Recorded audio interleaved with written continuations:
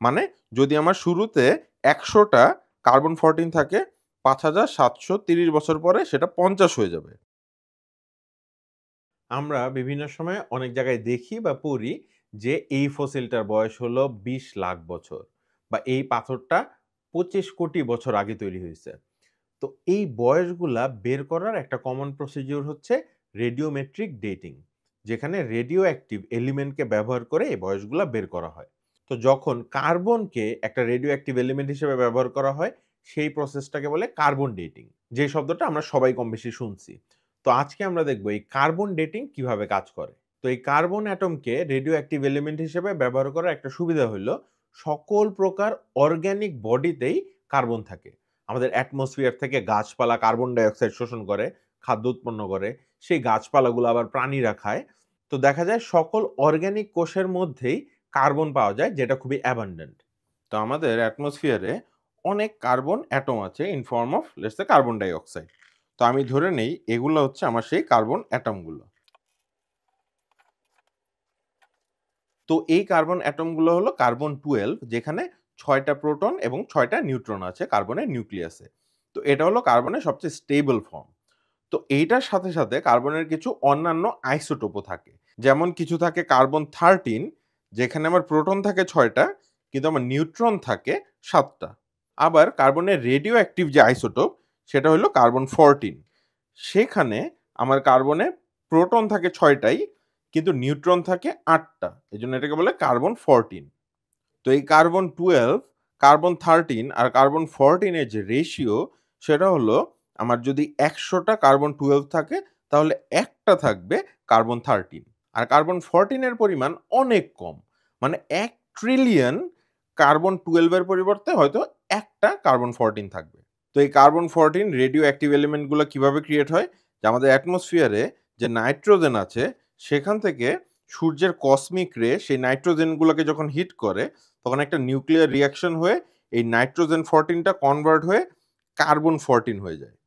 তো আমরা আগের একটা ভিডিওতে এই সব সায়েন্টিফিক প্রসেসগুলো সম্পর্কে আলোচনা করছি, সেটা হলো নিউক্লিয়ার এনার্জি, নিউক্লিয়ার রিঅ্যাকশন নিয়ে।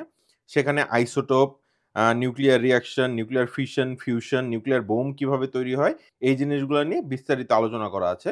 তো এগুলা ডিটেল দেখতে চাইলে আপনারা এই ভিডিওটা চেক করে আসতে পারেন। তো এটা মোটামুটি ধরা যায় যে কার্বন 14 আর কার্বন 12 এর যে রেশিও অ্যাটমসফিয়ারে, সেটা মোটামুটি লাখ লাখ বছর ধরে সেমই আছে।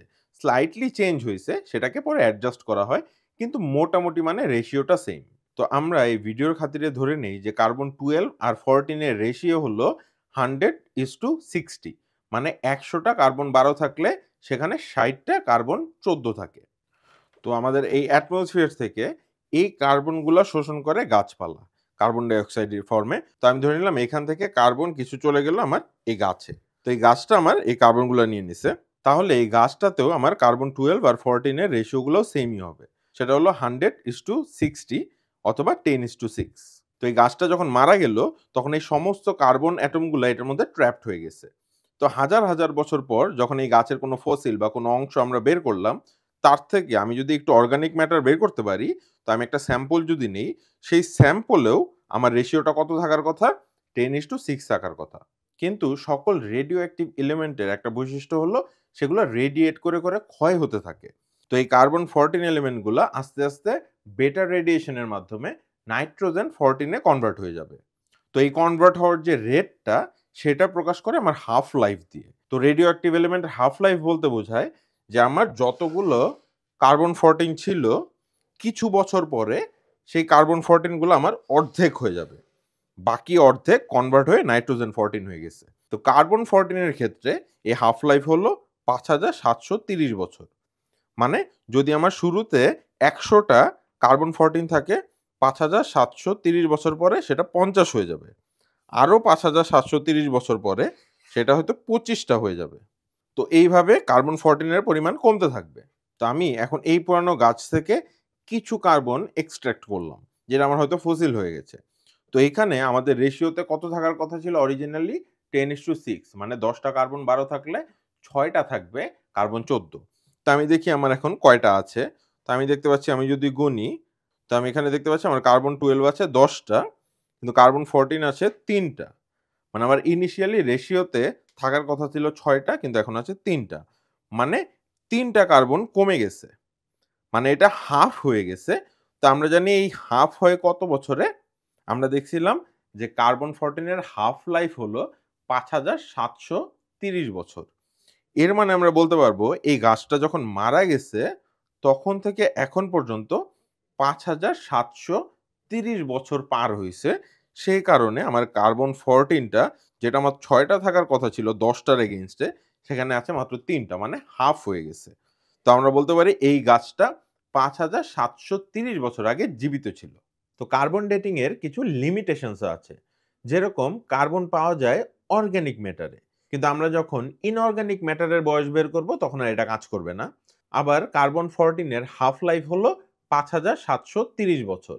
তো আমি যদি 10 হাফ লাইফস পরে দেখি, দেখব এটা খুবই কমে যায়, মানে খুব ট্রেস অ্যামাউন্ট পাওয়া যায়। তখন হিসাবটা আর অত অ্যাকুরেট হয় না। তো এইসব লিমিটেশনস অ্যাড্রেস করার জন্য অন্যান্য রেডিও অ্যাক্টিভ এলিমেন্টও ব্যবহার করা হয়, যেগুলোর হাফ লাইফ আমরা জানি।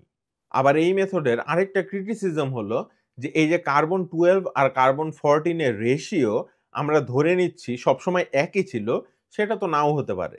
তো হয়তো কোনো ন্যাচারাল ডিজাস্টার, অগ্ন্যুৎপাত অথবা হিউম্যান অ্যাক্টিভিটির জন্য এই কার্বন 14 আর কার্বন 12 এর যে রেশিও এটা চেঞ্জ হয়ে গেছে।